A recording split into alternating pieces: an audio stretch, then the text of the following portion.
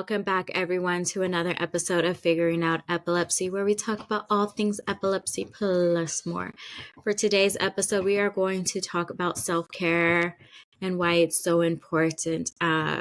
Self-care, whether you have a chronic illness or not, is important.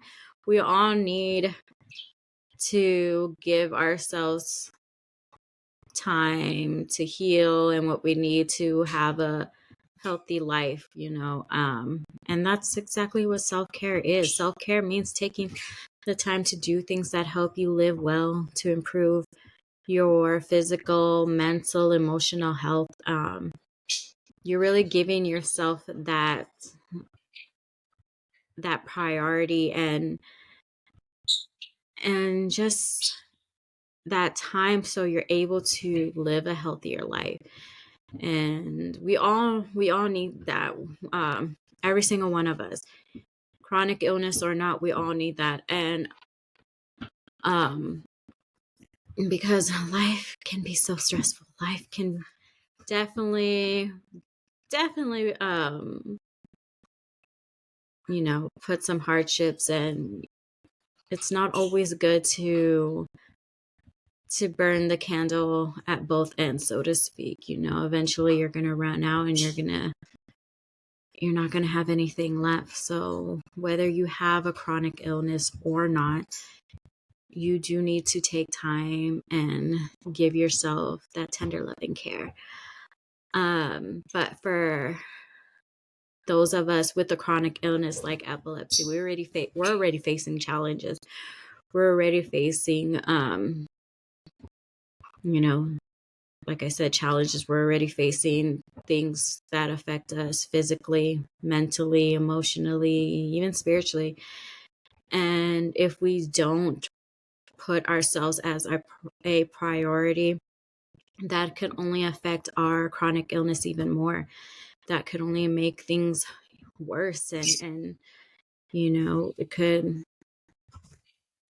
possibly trigger a seizure. It can, there's so many downfalls to not putting yourself as a priority. And I know that a lot of people will say that self-care is selfish, and you shouldn't be thinking about yourself.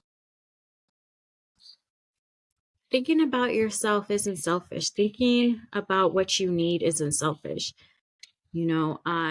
I have a hard time with this. I am an absolute giver, and I will push myself to the breaking points, and it's something that I have been working on, and I think I'm doing a lot better with it. But I do have a hard time, stepping back and just resting, and self-care, like I said, it isn't selfish. Don't think that. Don't let anyone make you believe in that. It's a form of self-love. It's a form of putting yourself as a priority and giving your body what it needs. There's a few things that specifically I want to talk about, and one of them is saying no. I don't know about you guys, but for me, I have a hard time saying no. I'm not the type of person that likes to let my epilepsy win, so to speak. When my epilepsy is getting in the way of something that I want to do, I get frustrated and I feel like my epilepsy is winning, and I don't want my epilepsy to win. I want to win. I want to beat epilepsy. So I definitely have a hard time saying no. But when you need to, you have to. There's no other choice. Your body needs the rest. Epilepsy takes so much out of you that it's so hard to keep up with everyone else who don't have it. It's so hard to do certain things that other people without epilepsy are doing. And it is okay to say no, and especially when it comes to alcohol. Like, you don't have to drink alcohol. I don't know why alcohol is such a such a like normalized thing when it causes so much destruction, you know? Like you can become an alcoholic, you can become drunk and drink and drive and then end up hurting or killing someone. You could have liver failure, and it's like honestly it is not okay. It is not okay, and it is okay for you to say no. I I'm gonna be straight up honest with you guys. I have drank back in high school alcohol, and I drink once in a while. I Alcohol doesn't affect my seizures. It's it Yeah, it doesn't affect my seizures. I think staying out late, because when you're drinking, you're usually staying out late. I think that's what affects it. It's not when I drink. Yeah, I'm gonna be perfectly honest with you guys. I do on occasion drink, but I'm not gonna be doing it anymore because it's honestly not good for you. And I'm trying to live a healthy lifestyle. I'm trying to be the healthiest I can be. And the kind of drinks that I like are those super sugary, fruity ones. So that in itself is like, no. But I don't talk about me drinking. This has become a whole other subject now. I don't talk about me drinking just because I don't promote drinking when you have epilepsy, because it can cause it can trigger a seizure, it can mess with your medication and all kinds of things. So many bad things can happen. So I don't tell people that I drink alcohol. I mean, now I'm saying it, but I don't promote it. I don't think you should. Don't risk it like I did. You know, back in high school, I kind of figured out that like alcohol doesn't affect me. So, and I would get drunk back in high school. I would get drunk. So, and it never caused me to have a seizure or anything like that. So I kind of figured out back then that I was able to drink alcohol, but I don't recommend it whatsoever. Yeah, don't follow in my footsteps. Don't risk it, and it's okay. And then they have so many mocktails nowadays that like I like drinking the virgin pina coladas. Those things are bomb. It's like having a coconut smoothie. Those things are delicious. See? So, I mean, and then they have non-alcoholic drinks now too. So, I mean, just, you know, don't feel pressure to have to drink with other people. Like it's okay. You don't have to. You have epilepsy.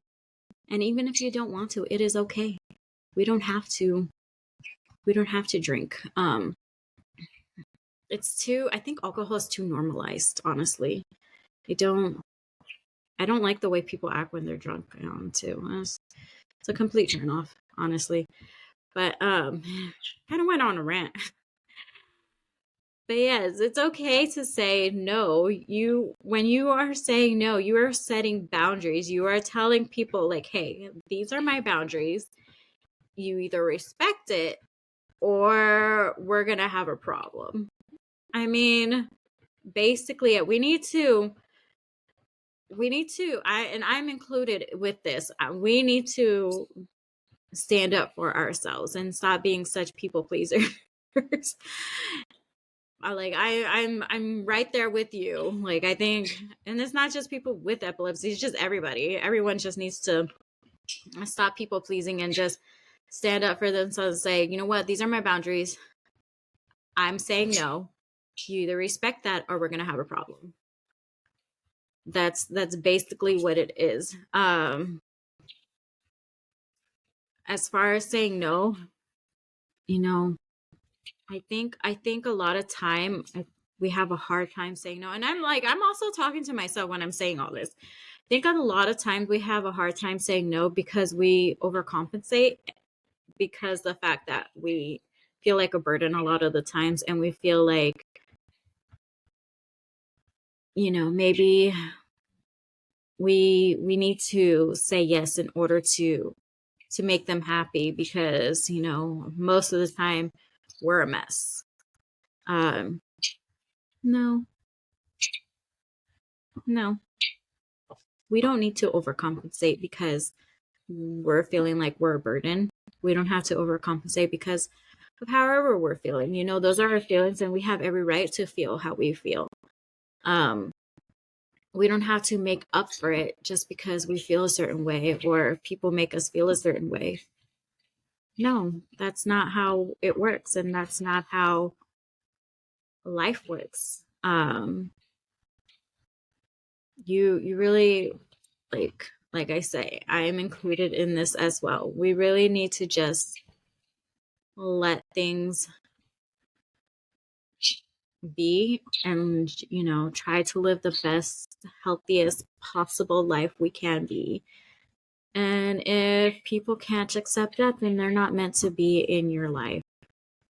I have my little notes because my memory sucks, and I wanted to cover certain things. But going along with that, setting boundaries, like I talked about this a little bit, but setting boundaries, we don't always feel good. We're not always feeling 100%. And sometimes we got to cancel. And sometimes we got to, like I said, we got to say no to hanging out and stuff like that. And we need to put ourselves first. As much as it's hard for some of us, we got to put ourselves first. It's beneficial for our health. Epilepsy takes so much out of you. I'm tired 24/7, and I don't always want to go out with whoever. I don't always want to leave my room or my bed or my house. Sometimes I just want to be at home. And a lot of us can't even. A lot of us, we're stuck at home because it's safer at home. So setting your boundaries, telling people like, hey, this is what I can and cannot do. You either respect it or you don't. If you don't, you're not someone who needs to be in my life. It's putting your health first. You have a medical condition, you have a chronic illness, and you need to put your health first in order to live the best possible life you can. And I'm saying that as someone who needs to do it as well, but also someone who knows what it's like to try to keep up with the Joneses, so to speak. Like you're always trying to do what other people do, but sometimes you just can't. Sometimes you just got to be at home and give your body that rest. Give your body that time to heal. Give your body and your mind, and just let yourself heal. Let yourself go through the process of healing, after the seizure, when you're not feeling well, because it takes a toll on people. So we don't need to say yes to everything. We don't need to try to do everything that everyone else is doing. We have our own challenges, and setting boundaries is wonderful when it comes to that. I set my boundaries. I have a hard time with certain people, but for the most part, I'm like, nah. If I want to stay home, I'm going to stay home. If I'm going to be in my bed, I'm going to be in my bed. And when you set your boundaries, you're creating the environment you need to heal. We need, and I'm not talking about like curing epilepsy or anything like that. That's not what I'm talking about. When I say heal, I'm talking about feeling better, feeling like ourselves again, because one day we can be feeling great and then the next day we feel like crap. And we need time after we feel like crap to heal and go back to how we feel like ourselves. So when you set boundaries, when you say no, you give yourself that time. You give yourself that time to feel like yourself again. And that is so important, not only for your physical health, but your mental health, your emotional health. You need that. People with epilepsy, we go through so much. You go through so much. And if we don't give ourselves that time to heal, I'm guilty of this, not gonna lie. But when you do give yourself that time to heal, you're at a better place with your epilepsy. If you don't, that can cause a seizure, that can trigger a seizure, that can put you in a depressive state, that can affect you emotionally. So it's people with a chronic illness really need to learn to self-care and be like, you know what, I need this time to just do whatever I need to be better. Another point that I wanted to bring up was take a step back. You are not lazy if you are resting. Resting is self-care. You are not lazy if you're taking a nap. Your body needs it. Your mind needs it. Your brain needs it. I have a hard time falling asleep, so I don't get, quality sleep. I have a hard time staying asleep. That in itself is tiring, but you add epilepsy fatigue on top of that. I'm like I've said hundreds of times, I am running on empty 24/7. I am always tired. I take a nap just about almost every day.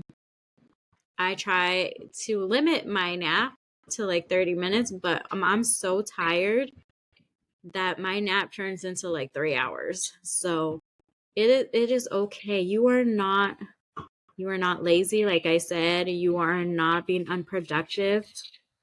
If you need to be in bed, stay in bed. That's what your body is asking you for. Listen to your body. Your body needs rest. So it's okay. Give yourself that rest. Allow yourself to take those naps. Don't listen to anyone if they are telling you, oh, you're being lazy. Oh, you're being unproductive. You're, that's just so lazy. Like whatever they're saying, whatever nonsense they're saying, don't listen to them. Your body needs it. Your body needs that extra rest. Most adults, I'm going to be 34 in about a month. I'm going to be 34. Most adults need 8 hours of sleep. People with epilepsy, I feel like, need at least 10 hours and naps throughout the day, just so we can kind of like have our body up to par, because it's so exhausting all the time. So if your body's telling you, girl, I need a nap, or dude, I need a nap, take a nap. If you need to just chill and be in bed, just chill and be in bed. That is okay.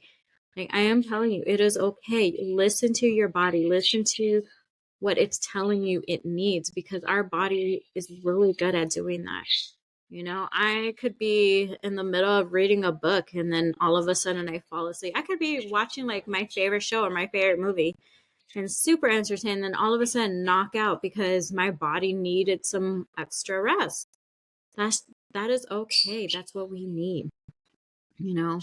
I also think it's very important to spend time alone if you can do it safely. I know people with epilepsy, it's hard to be alone just because you never know. You can have a seizure, you could get hurt, you could, pass away from a seizure. So I get that, we're not always able to be alone.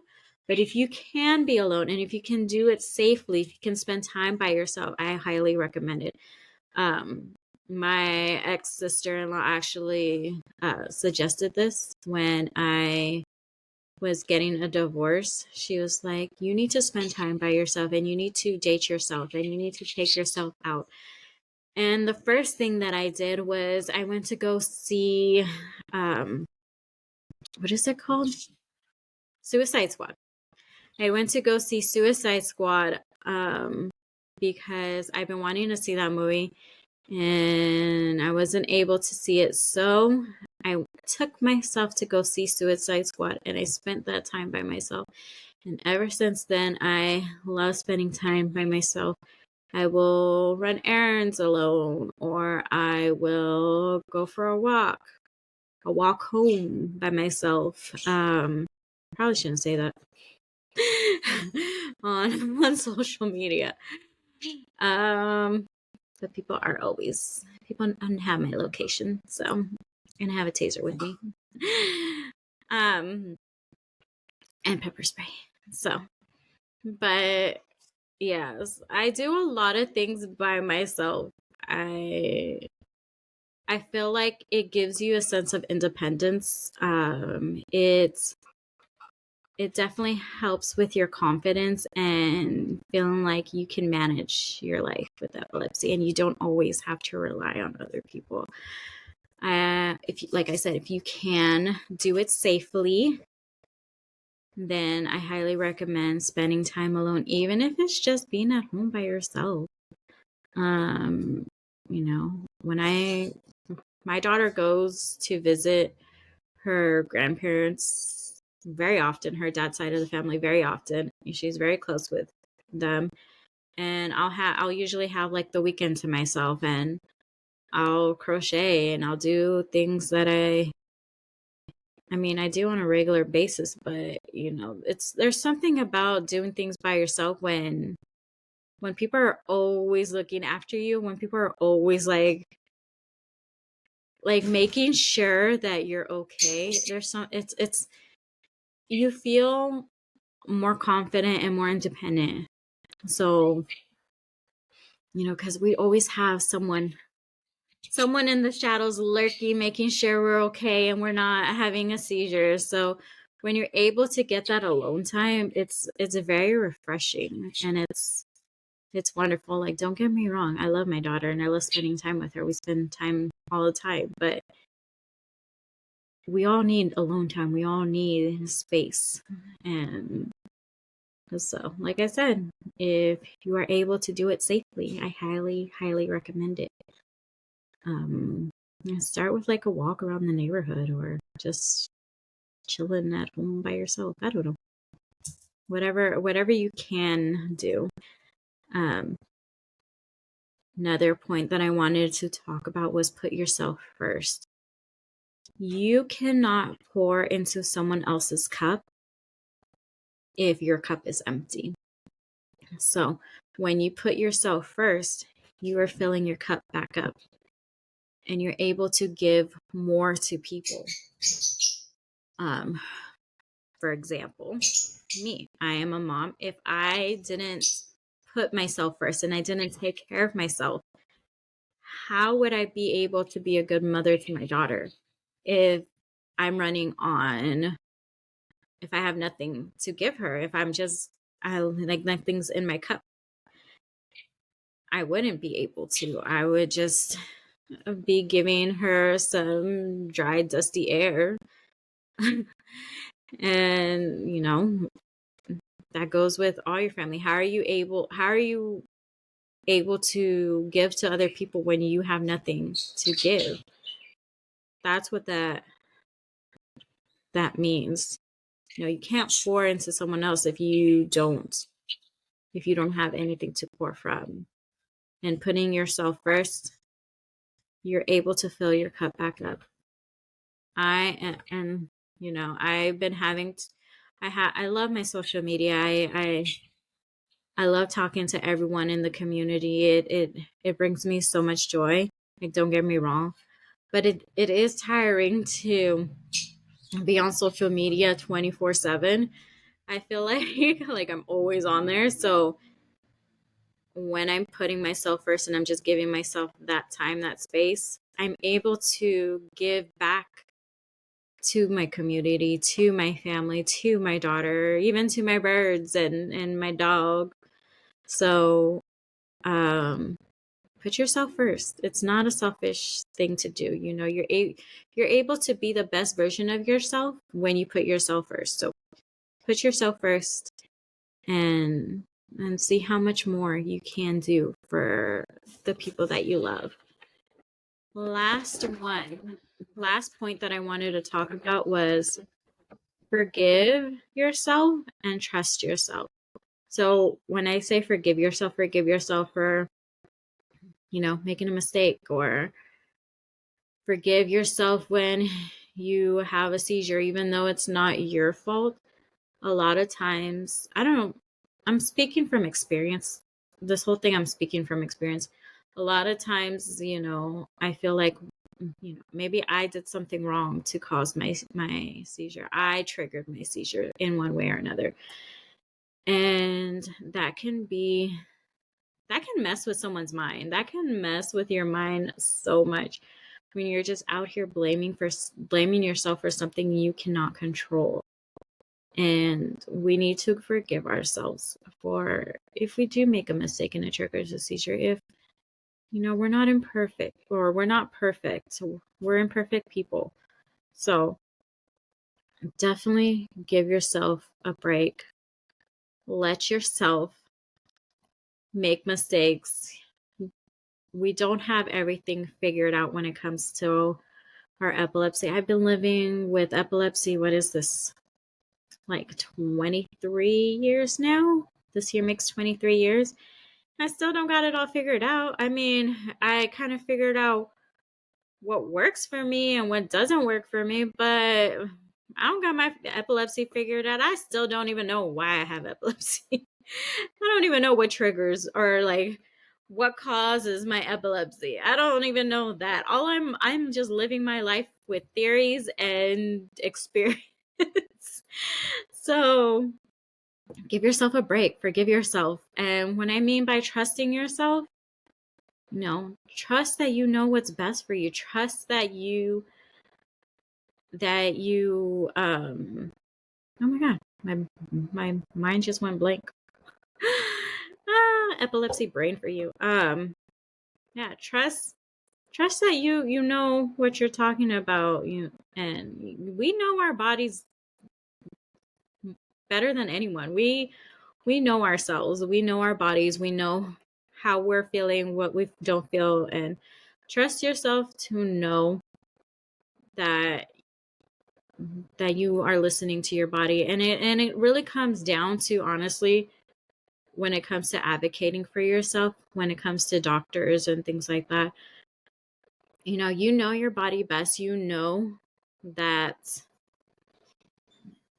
how you're feeling, and yes, they may have the degree and experience in the medical field, but who knows your body more than you do? You've been living with your body your whole life. So really trust yourself and advocate for yourself. I, like, for example, when I got diagnosed with epilepsy, we told my neurologist that my period has something to do with it. My period, there's too much coincidences for my period not to be the reason why I have epilepsy. My first period, my first seizure, like a week apart. Every month after that, around my period, I always got a seizure. I always had a tonic-clonic. And it went like that for years until I got pregnant with my daughter. When I got pregnant with my daughter and I had my daughter, I was 2 years seizure free and I wasn't taking any medications. And then after that, after the 2 years, I had a seizure, and now it's every few months that I have a seizure. So, and it's always, always, always around my period time, and years, all through middle school, all through high school, up until like a few years ago, my mom and I would tell them, like, hey, her period has something to do with it. Like, it's always around her period when she has a seizure. You should check her hormones. You should check this and you should check that. No one wanted to listen until my neurologist, the neurologist I have right now. That's like 20 years, 20 plus years of fighting. It's of fighting for someone to listen to us and realize that, hey, there's a pattern here and it has to do with my hormones. So I'm pretty sure you get my hormones under control, then we can get my epilepsy under control.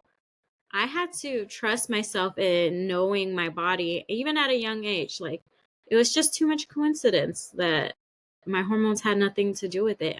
My neurologist finally listened to me, and he's having me take my rescue medicine a couple of days before my period, and that has helped. But we had to fight. My mom and I had to fight our neurologist in listening, and we trusted ourselves. I trusted myself, and I continued to tell people, like, it's my hormones. There's something wrong with my hormones, until someone finally listened. So trust yourself, trust that you know what's going on with your body, that you don't feel right, that you feel funky, and let them come up with the medical terminology and a treatment. But if you are out here telling them, like, hey, this is what's going on, and they give you something and you don't agree with it, they give you a diagnosis, you don't agree with it, go with someone else or keep fighting like I did. Don't give up on just accepting what is. That's what I mean by trusting yourself. You got to trust yourself to be able to advocate for yourself. And sometimes it's a battle with our doctors, sadly, but it's true. Sometimes we have to fight our doctors and trying to get them to listen to us. But enough with me rambling. I am going to ramble about something else. I am going to talk about what I like to do for my self-care. I do a lot of things. And one thing I do like to do is my nails. My nails are not done right now just because I haven't had time. But I do like to do my nails. When I am doing my nails, I am an overthinker. My brain does not stop. That's probably why I cannot sleep. My brain is always on go. It's always thinking about something. And I like to do things that gets me out of my head and lets me focus on something else and just kind of give my brain a break. So for a lot of things that I'm going to talk about are things that gets me out of my head. Doing my nails is one thing, because I want to make sure they look cute and they look good, and it gets me out of my head because it refocuses my brain to focus on my nails and rather whatever I'm thinking at that time. So I like to do my nails, and it's also a reason why I like to put on makeup and do my hair and things like that. I enjoy glamming myself up. For me, it's a form of self-care. Because I'll put music in the background or podcasts, or I'm starting to listen to audiobooks. So maybe an audiobook, whatever I'm listening to, I'll put that in the background. And it's just me, myself, and getting myself ready. And when you're living with epilepsy, a lot of times you're stuck at home. And a lot of times you are in your PJs. I am in my PJs a lot when I'm at home. So when you get yourself ready and you do your hair, makeup, you feel so much better. You feel refreshed. At least I do. When I am in my PJs a lot, and then all of a sudden I get myself ready and put makeup on, do my hair, nails, whatever, I feel so much more refreshed and better about myself and life. And so I that's one thing I do like, I enjoy. Another thing that I do like to do is crochet. I love to crochet. I've been crocheting since 2016. Kind of helped me through my divorce. It got me out of my head again. Got me out of my head. Um yeah, it's when you're crocheting, the patterns that I use a lot that's on either YouTube or like Pinterest or just random ones I find online. But for me to be able to get my project done right, I have to focus on following the pattern. I'm not skilled like that when it comes to crocheting where I can just whip something up and create a pattern by myself. I'm not skilled like that. I have to follow a pattern unless it's like a headband or a scarf, but or a blanket. Something simple. But if I'm out here trying to make like a beanie, or I usually try new patterns all the time. So if I'm over here trying new patterns, I have to get out of my head, refocus my brain into what I'm doing with the yarn and following the pattern, making sure I am following the pattern to the T. And then if you're making something like a beanie or like even a blanket, you have to concentrate on how many rows and how many stitches. So you really have to be paying attention to what you are doing. And so that's why I like to crochet, because it gets me out of my head. I don't think about like my problems. I don't think about, just life. I'm thinking about I'm thinking about my project and how it's going to turn out. Sadly, I can't crochet that much anymore because after a while my hands do hurt. So I had to kind of ease up on my crocheting. But I do love to crochet. That's one thing. One thing I really would love to learn is how to sew, but like with the machine. I know how to hand sew, but if I could learn how to sew with a machine and create my own clothes, that would be cool. So that's one thing that I am going to teach myself how to do, is learn how to sew with the machine. So I have a lot of hobbies. I have a lot of hobbies and things I like to dabble in. I have a stack of things that I do right here. So another thing that I like to do is read. I like to read because, again, it gets me out of my head and I'm focusing on what I'm reading. I usually read 2 books at a time. I usually do some sort of self-help book and a fiction book. So I'll do like a self-help book and then like a Nicholas Sparks book or a romance book, because Nicholas Sparks is my favorite author. So I'll do a Nicholas Sparks book and just really really get lost in that. And then the self-help book, just because it's good for me mentally to, it teaches you new skills and how to improve and just different things like that. I do have a 12-month book challenge that I am doing. If you want to get any ideas on books, half of them are self-help books and then half of them are about epilepsy. So go ahead and check it out. It's pinned to my Instagram. But right now, what I am currently reading is The Alchemist by Paulo Coelho. I'm really bad at names, I'm sorry. But I'm reading The Alchemist. So far, it's so good. This one, this isn't necessarily a self-help book, but I included it because people have talked about how great it is and how, it talks about your journey of life and finding the meaning of life. So I'm like, why not? And then I'm also reading Nicholas Sparks' The Return.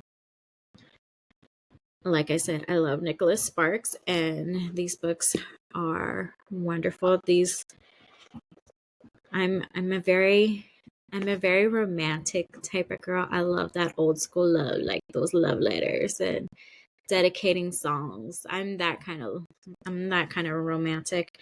So I love reading a lot of Nicholas Sparks books because they're not like smut books, even though I have read a smut book and I have another smut book I'm going to read. But these are just like romantic books. These are just talks about love, and that's what I love about him. And funny enough, this book, The Return, it does mention epilepsy, and I think he does a wonderful job when it comes to mentioning epilepsy. It's not like, oh, this person's possessed or whatever. He does a really good job mentioning it. And then I also like to journal. I have quite a few different journals for different reasons. So I do journal a lot. TikTok made me buy it. The Shadow Work Journal. I bought this because I was like, I'm sure there's some demons down beneath the surface, and maybe I can heal them.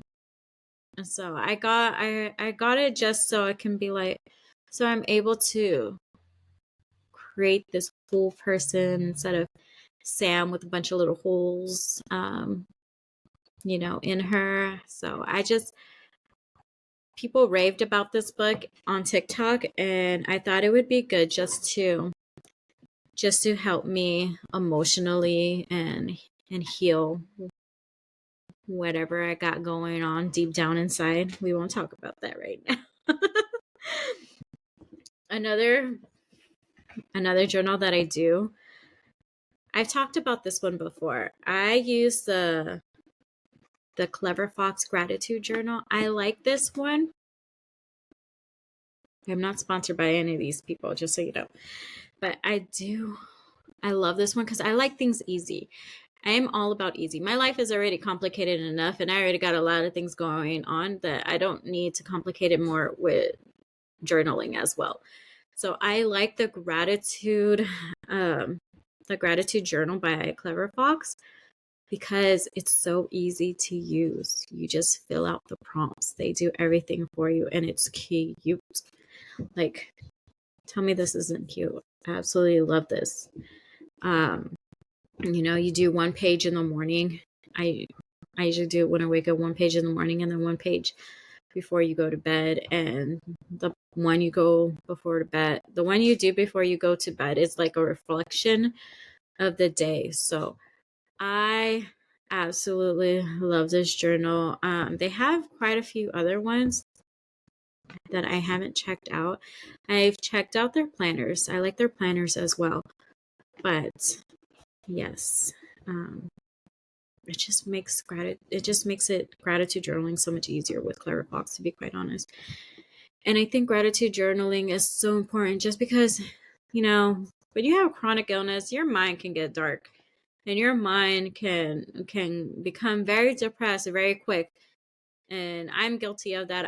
I've gone through quite a few mental health issues with epilepsy that I will talk about in another episode. But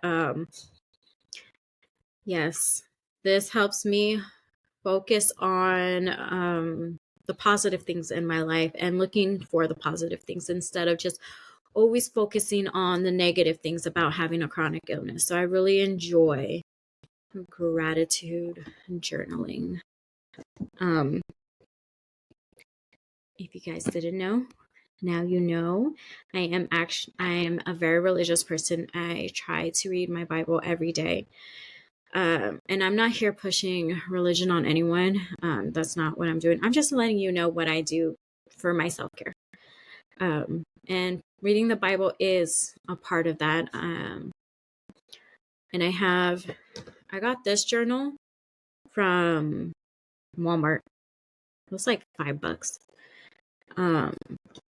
So I use this journal to just kind of jot down questions or thoughts that I'm having while I am reading the Bible.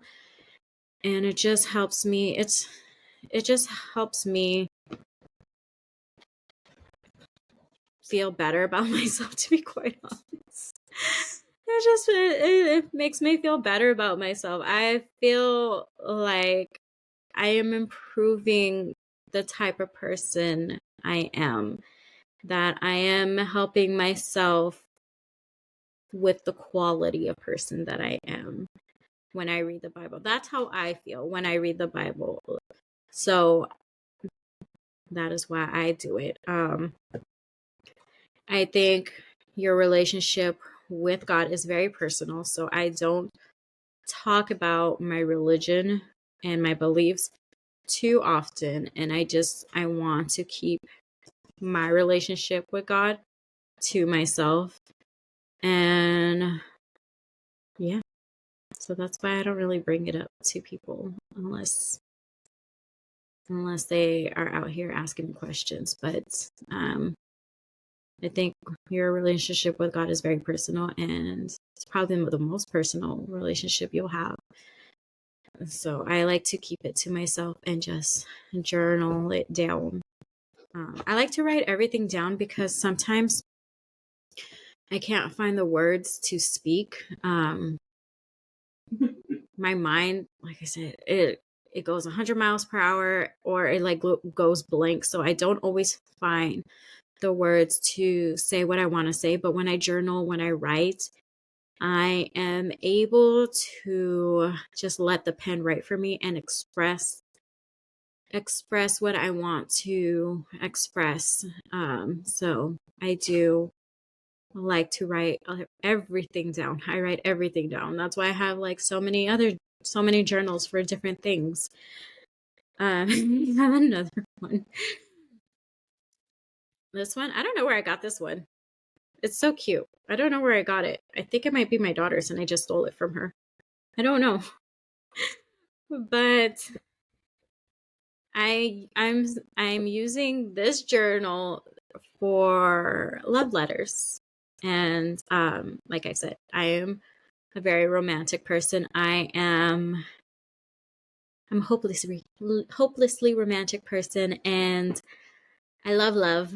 And I've always wanted someone to write me love letters, and I've always wanted someone to like dedicate love songs to me. And I've been single for 8 years, and so I don't think that's happening anytime soon, to be quite honest. And it's and the person I was with wasn't like that, so he wasn't really the emotional type that would express themselves. So I've decided that I am going to do it for myself. I am going to write myself love letters.